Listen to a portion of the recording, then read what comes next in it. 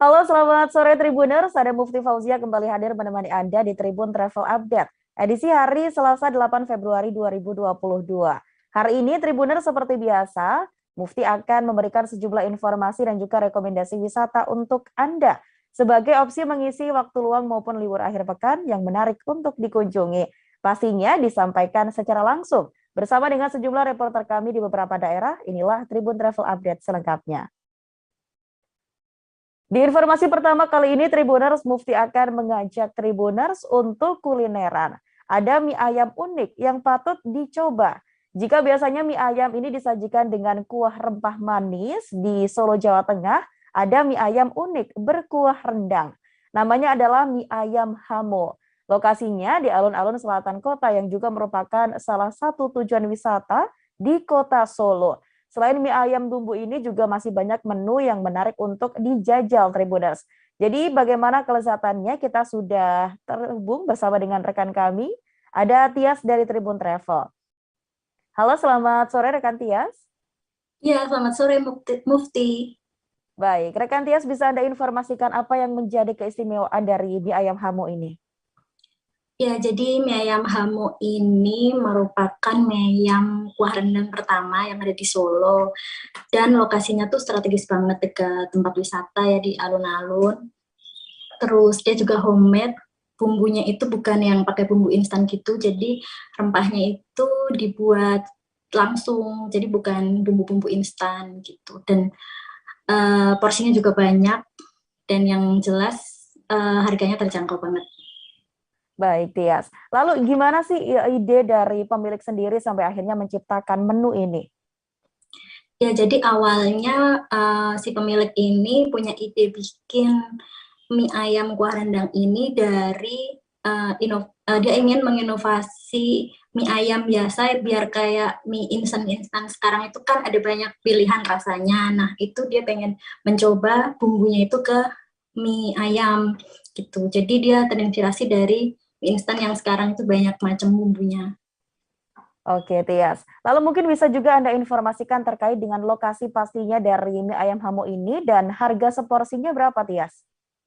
Ya, jadi lokasinya itu di alun-alun selatan Solo, tepatnya di sisi timur kereta. Kalau di Google Map nanti bisa cari di apa namanya, kereta timur, Jagung Bakar Sepur Timur. Nah, itu nanti di sebelahnya ada mie ayam Hamo yang bertenda hijau. Nah, itu lokasinya di situ. Selain itu, mie ayam Hamo ini juga udah punya cabang di beberapa tempat, tepatnya ada di Mojosongo dan di depan Wospalur. Untuk harganya mulai dari 10.000 aja itu udah dapet mie ayam kuah rendang. Kalau yang mie ayam originalnya dia cuma 8.000. Terus kalau nambah 3.000 tuh udah dapat mie ayam bakso. Baik, luar biasa. Terima kasih rekan Tias atas informasi dan juga laporan Anda. Selamat bertugas kembali rekan Tias. Baik Tribuners, ada cara unik yang juga asik dengan cara menjajal mobil Mini 4WD. Namun ada yang berbeda dari cara main mobil Mini 4WD kali ini karena dimainkan di atas lintasan semen di ruang terbuka di Citraland Banjarmasin. Mobil Mini 4WD yang melibatkan trek semen ini sudah disetting khusus Tribuners. Laju mobil pun disesuaikan dengan stamina pelari atau si pemilik Mini 4WD. Selain melaju mengitari lintasan semen, ada juga tambahan variasi trek yang dilalui. Nah, bagi Tribuners yang penasaran akan informasi lengkapnya, sudah ada rekan kami, M. Rahmadi dari Banjarmasin. Halo, selamat sore rekan Rahmadi. Selamat sore, Mufti. Baik, rekan Rahmadi, bisa Anda gambarkan seperti apa sebenarnya permainan dari Street Mini 4WD tersebut? Oke, baik, dapat saya laporkan. Permainan Tamiya, khususnya yang ada di kawasan Citraland Banjarmasin ini terbilang unik. Karena permainan ini tidak memakai lintasan buatan seperti permainan Tamiya pada umumnya, di mana Tamiya ini menggunakan ruang terbuka hijau ataupun taman-taman yang lokasinya cukup representatif. Baik, Nah, baik Rahmadi. oke. Dan uniknya juga si pemilik Tamiya itu eh, bisa sambil berolahraga dalam jenis permainan Street Mini 4WD ini. Begitu, Mufti. Baik, lalu apa saja yang perlu dipersiapkan Ramadi untuk bisa bermain permainan ini di sana? Oke, sebenarnya permainan ini cukup mudah dimainkan. Nah, hanya saja ada beberapa hal yang mungkin perlu dipersiapkan oleh pencinta Street Mini 4WD ini. Yang pertama yaitu yang pastinya Tamiya. Nah, Tamiya ini bisa disetting menyesuaikan kecepatannya, maksud saya menyesuaikan dengan sejauh mana si pemilik mobil bisa berlari. Tidak bisa terlalu kencang dan tidak bisa juga terlalu lambat. Nah, kemudian juga yang perlu dipersiapkan yaitu jenis lapangan. Biasanya lapangan yang dipakai yaitu lantai yang cukup kasar karena itu sudah sesuai dengan kondisi ban yang ada di Tamiya tersebut. Yang kemudian yang paling penting yaitu stamina dari orang yang pemilik mobil tersebut. Karena mereka juga harus mengikuti kemana arah mobil Mini 4WD itu mulai dari garis start sampai ke garis finish. Begitu, Mufti. Baik, Rahmadi. Lalu dari informasi sejauh ini yang Anda dapatkan begitu, seperti apa peminat dari permainan ini khususnya di Banjarmasin, Rahmadi? Oke, baik, dapat saya sampaikan. Peminatnya bisa dikatakan cukup banyak karena tidak hanya diminati oleh remaja, tetapi juga oleh orang dewasa dan juga bahkan ada anak-anak. Nah, di Banjarmasin sendiri itu saya dapat informasi dari teman-teman komunitas bahwasanya di Banjarmasin itu merupakan pusat dari daerah-daerah tetangga seperti Kota Banjarbaru, Martapura, dan Kabupaten Batola. Di mana mereka di daerah-daerah lain tuh kalau mau main Street Mini 4WD biasanya datang ke Banjarmasin dan jaraknya pun dapat dikatakan cukup lumayan jauh karena dari daerah-daerah lain itu ke Banjarmasin memakan waktu dari 30 menit sampai 1 jam, ya sekitar 30 sampai 40 km. Begitu, Mufti. Baik, rekan Ramadi, terima kasih atas informasi dan juga laporan Anda. Kami tunggu informasi Anda selanjutnya dan selamat bertugas kembali rekan Rahmadi. Baik Tribuners, saat sedang singgah di Kota Pringsewu, Lampung, Tribuners bisa menyambangi tempat santai yang bisa membawa Anda merasakan nuansa seperti berada di Bali. Tempat tersebut bernama Cafe Lake. Seperti namanya, di dalamnya terdapat sebuah panorama sebagai suguhan tambahan sembari menikmati es kopi susu. Tempat ini khusus dan juga cocok digunakan untuk menikmati suasana sekitar hingga lokasi nongkrong bersama dengan teman. Bagaimana lokasinya? Sudah ada rekan kami Agustina Suryati dari Tribun Lampung. Halo, selamat sore rekan Agustina. Halo, selamat sore rekan Mufti.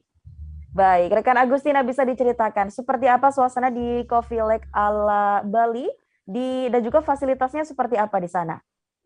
Iya, Coffee Lake ini itu letaknya ada di Jalan Ahmad Yani nomor 9 ya. Nah, di situ di dalamnya itu suasananya kenapa bisa dikatakan seperti ada di Bali karena memang desain interiornya, terutama desain gazebo yang ada di halaman belakang Cafe Lake itu hampir menyerupai seperti kafe-kafe yang ada di Bali ya. Jadi itu ada gazebo lebar ya, gazebo bambu dengan ada tirai putihnya, lalu di taman-tamannya juga ada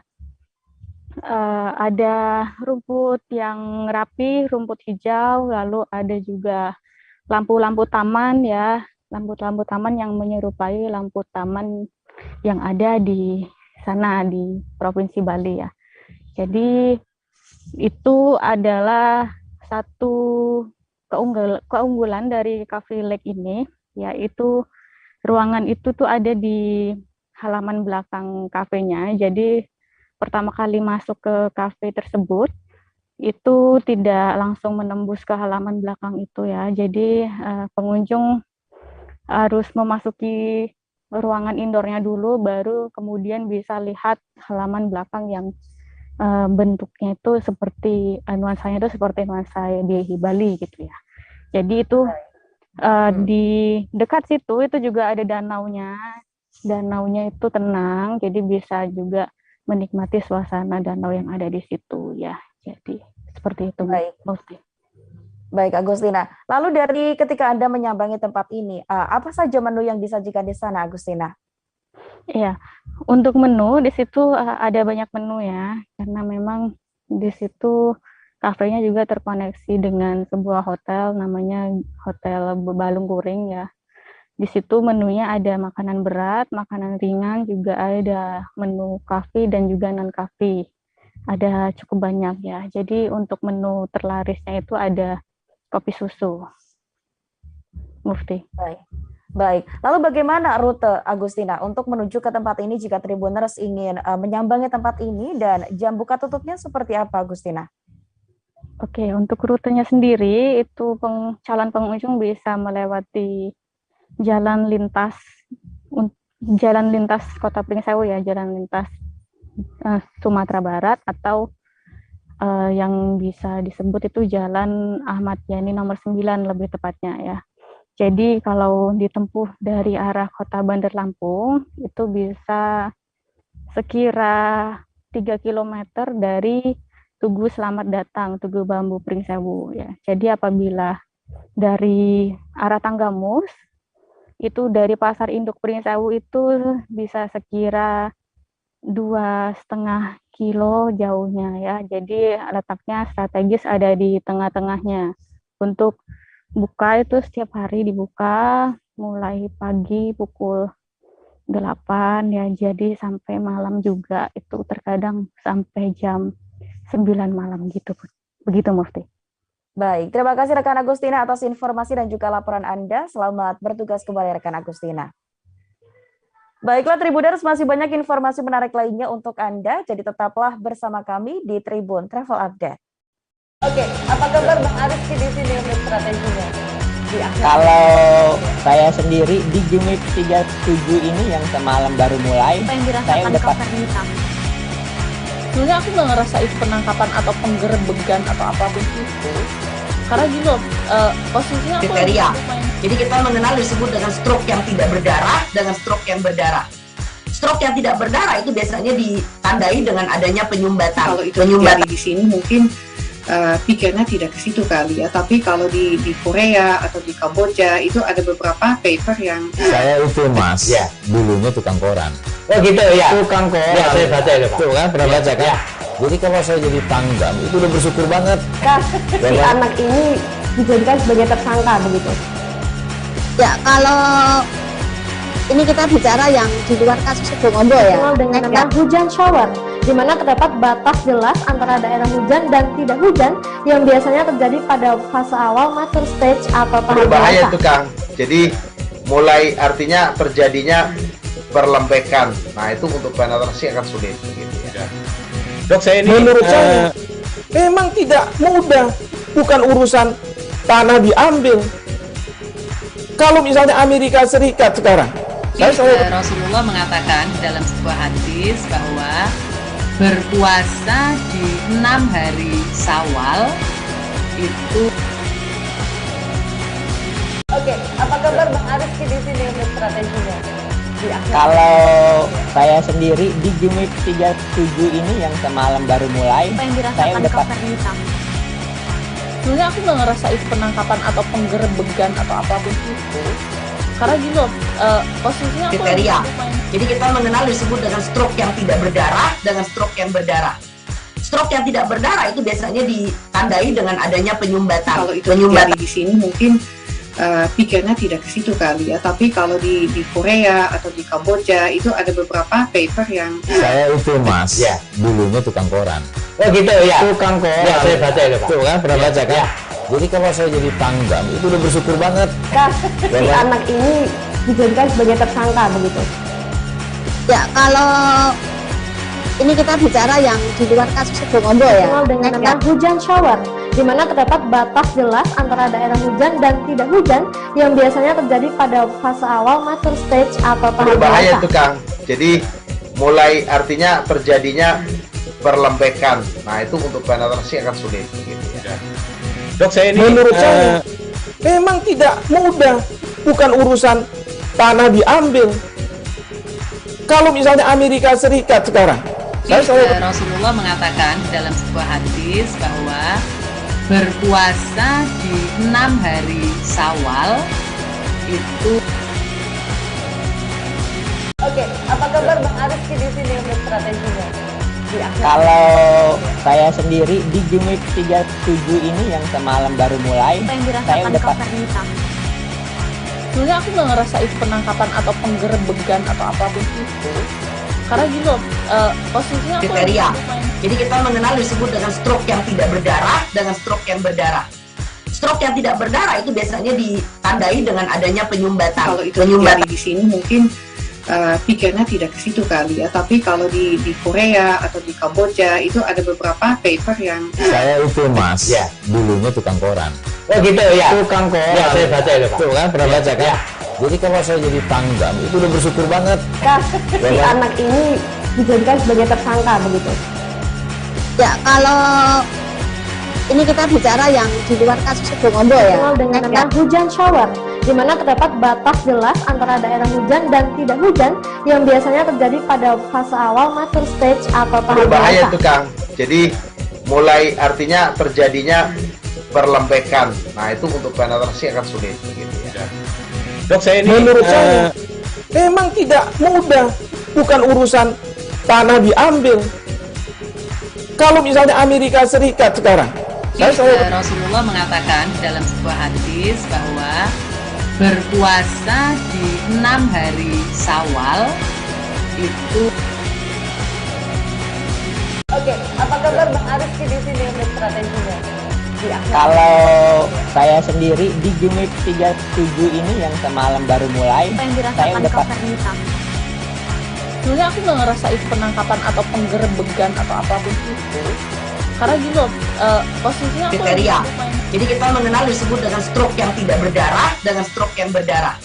Stroke yang tidak berdarah itu biasanya ditandai dengan adanya penyumbatan. kalau itu terjadi di sini mungkin pikirnya tidak ke situ kali ya. Tapi kalau di Korea atau di Kamboja itu ada beberapa paper yang Saya itu Mas, dulunya tukang koran. Oh gitu ya. Tukang koran. Ya, saya baca itu Pak. Tuh kan, pernah baca kan? Ya. Jadi kalau saya jadi tanggam, itu udah bersyukur banget.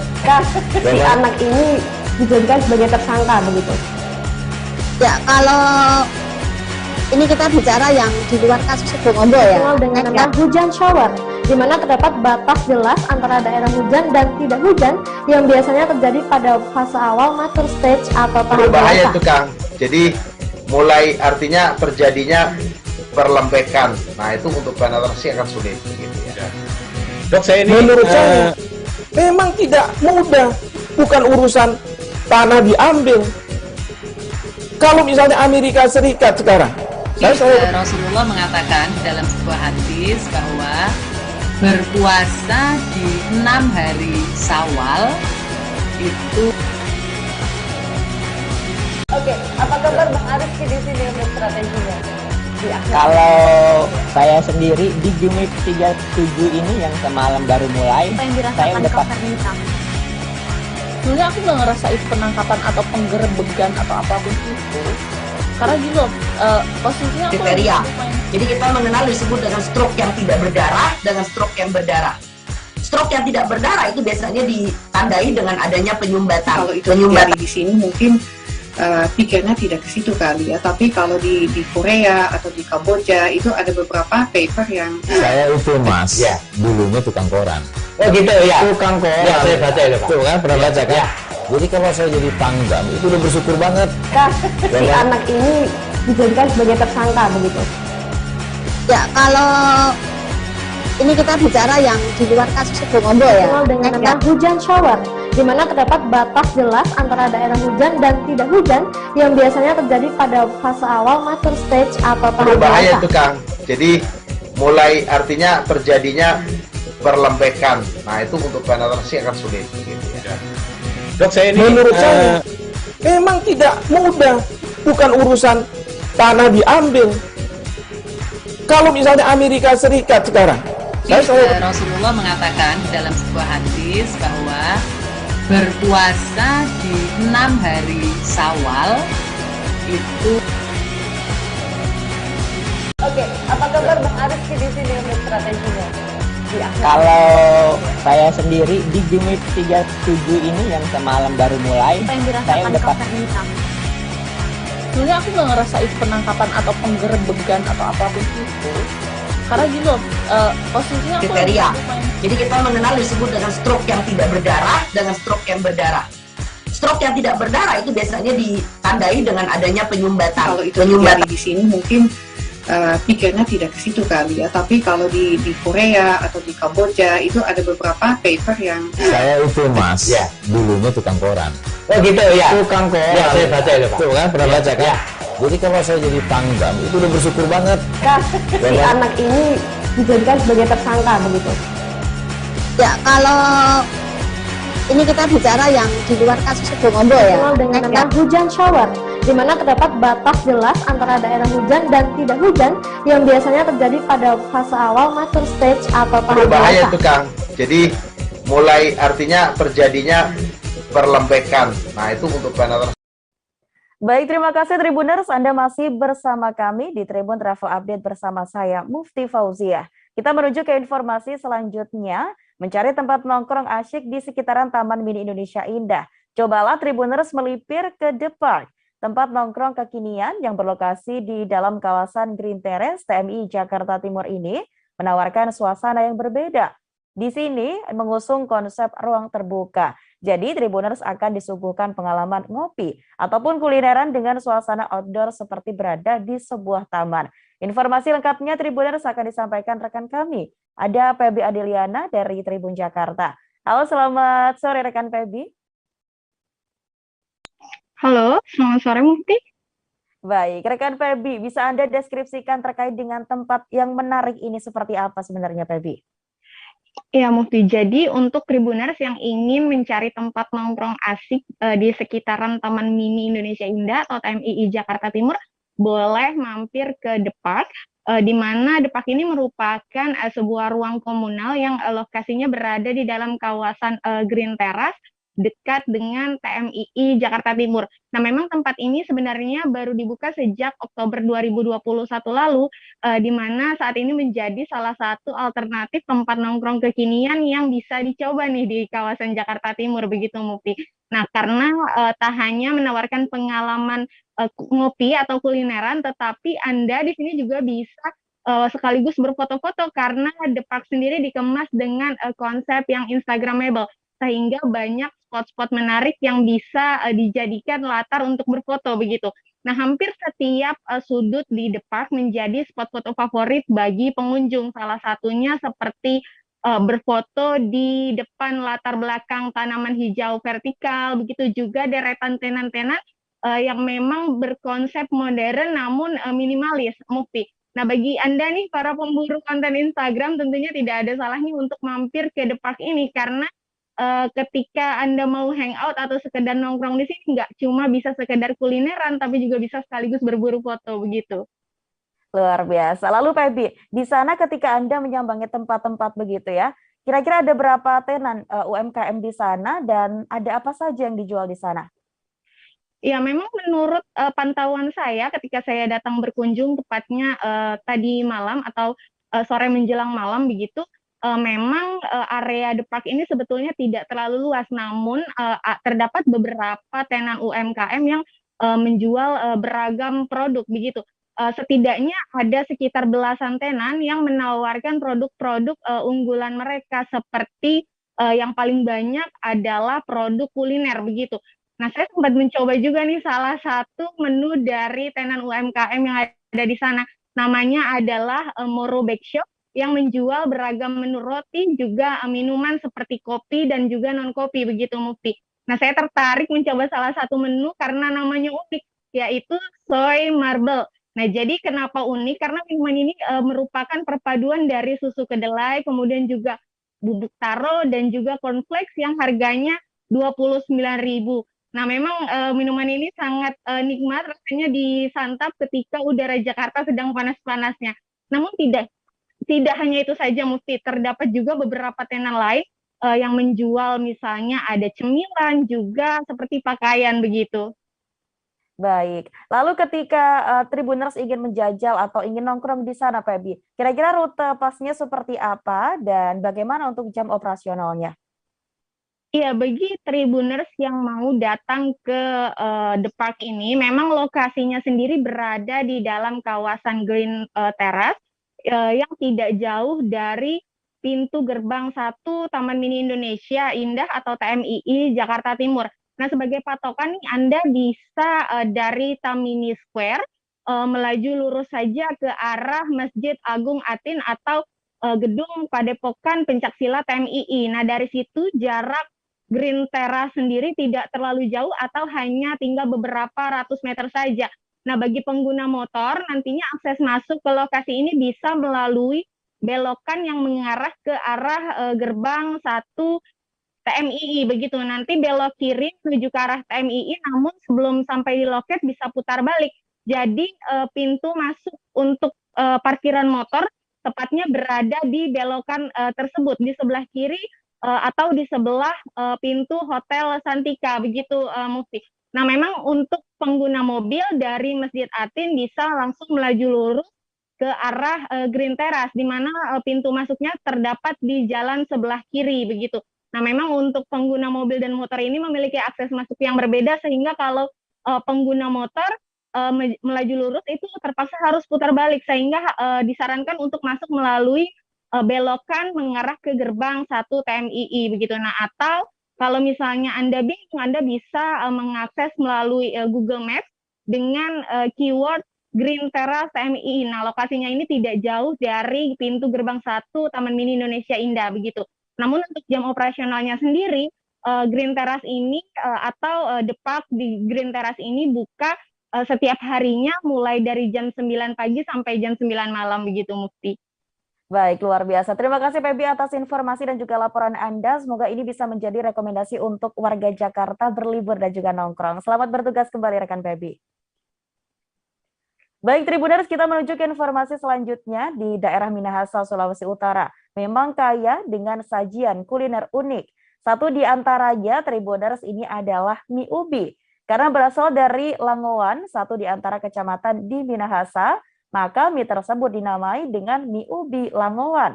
Seperti namanya, yang satu ini terbuat dari ubi jalar atau del, bahasa setempat disebut batata. Untuk bisa menikmati kuliner ini, penikmat kuliner bisa menyambangi pasar tradisional Langongan. Ada juga lokasi pasar yang menyediakan sajian ini, yakni Pasar Lama dan Pasar Baru. Untuk tahu seperti apa keunikan dari rasanya Tribuners, kami sudah terhubung bersama dengan rekan kami, ada Rio Nur dari Tribun Manado. Halo, selamat sore rekan Rio. Ya, selamat sore rekan Mufti. Baik, rekan Rio bisa Anda informasikan seperti apa sebenarnya ciri khas dari mie singkong di Minahasa ini? Ya, mie ubi Langowan memang punya ciri khas yang khusus, di mana mie yang disajikan ini terbuat dari ubi jalar. Jadi mie ini disajikan dengan dicampur dengan mie biasa, kemudian disiram dengan kuah gurih, abon cakalang hingga rasanya cita rasa ikan cakalang, ada bawang merah dan ada rempah-rempah lainnya. Jadi di sini, tapi bagi yang penikmat yang ingin hanya merasakan mie ubinya sendiri saja, bisa memesan untuk mie khusus mie ubi ini saja.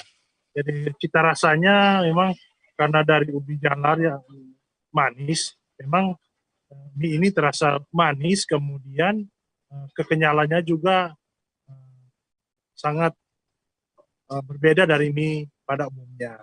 Maka ini memang cukup populer di Langowan, merupakan salah satu wilayah yang ada di Kabupaten Minahasa, Provinsi Sulawesi Utara. Demikian rekan Mufti. Baik, rekan Rio. Lalu mungkin bisa juga Anda jelaskan, rekan Rio, bagaimana untuk proses membuat mie dari berbahan singkong ini? Ya, pembuatan mie ubi sendiri ini bahan dasarnya ubi jalar. Jadi pengelola memakan mie ubi ini membersihkan dulu ubinya, kemudian ubi ini diparut. Setelah diparut dibentuk pipih, bundar pipih, kemudian dikukus.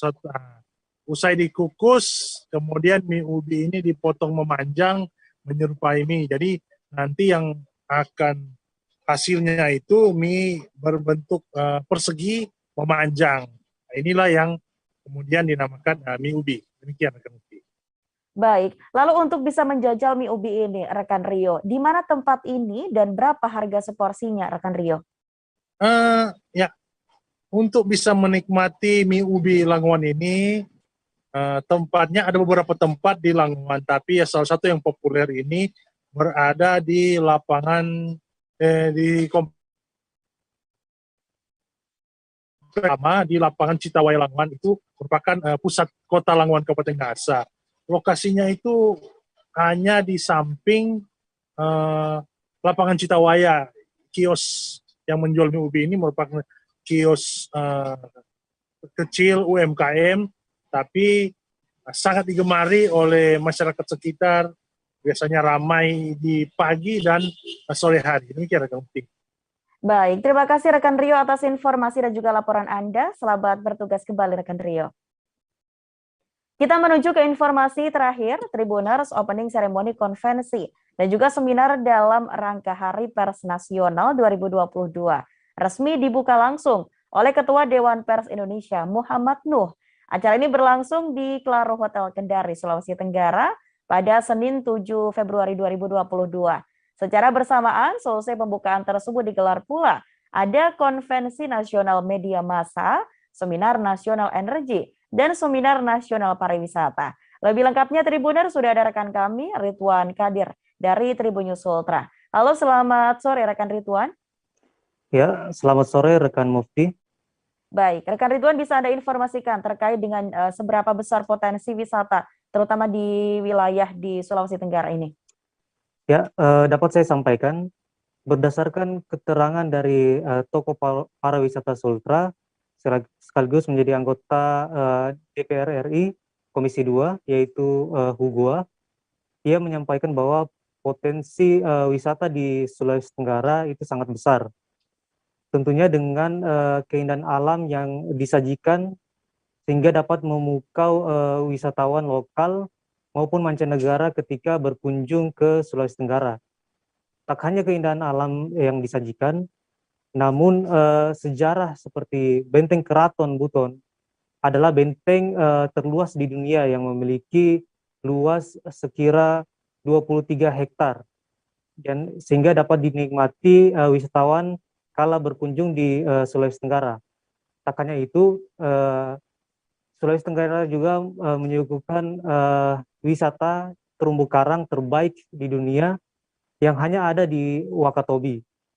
Bagi wisatawan yang senang diving, dapat menikmati keindahan surga bawah laut Wakatobi di Sulawesi Tenggara. Kembali ke rekan Mufti. Baik, rekan Ridwan. Lalu dari hasil acara tersebut begitu, apa saja potensi yang ada di sana dan apa saja kira-kira yang akan atau wisata apa saja yang akan diperkenalkan kepada wisatawan, Ridwan? Ya, berdasarkan keterangan dari Toko Pariwisata Sultra, yaitu wisata prioritas yang harus ditingkatkan lagi dengan mengemas paket wisata yang melibatkan wisata di Seven Wonders Sulawesi Tenggara.